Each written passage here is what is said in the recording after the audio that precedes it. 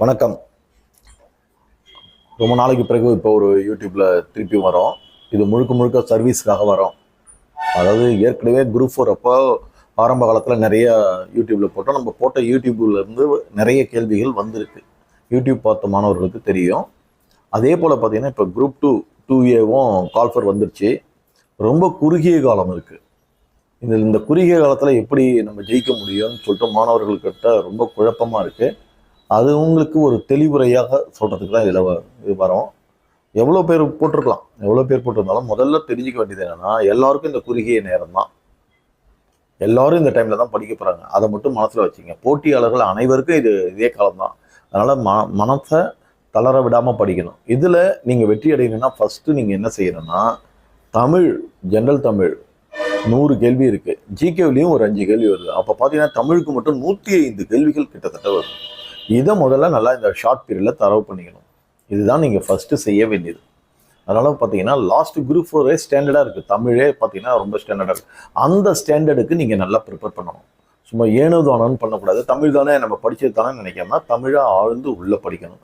நிறைய multiple choice இப்போ தமிழில் கொடுக்குறாங்க. உதாரணமாக பார்த்தீங்கன்னா நல்லா கொஞ்சம் கவனிங்களேன். இப்போது நம்ம பகுபத உறுப்பினர்கிட்ட எடுத்துக்குவோம்.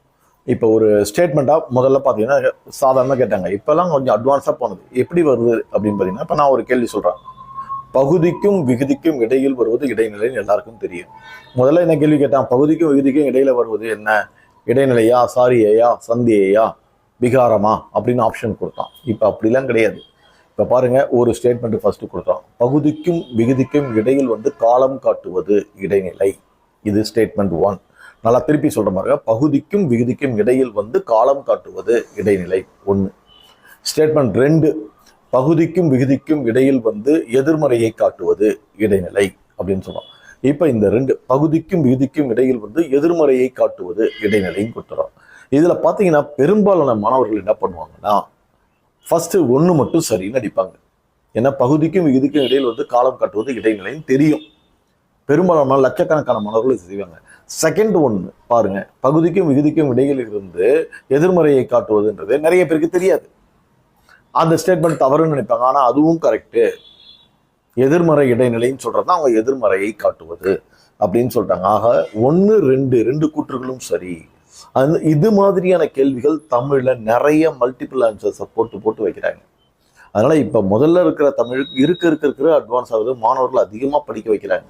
ஓல்டு புக்கில் எடுக்கிறாங்க, நியூ புக்கில் எடுக்கிறாங்க.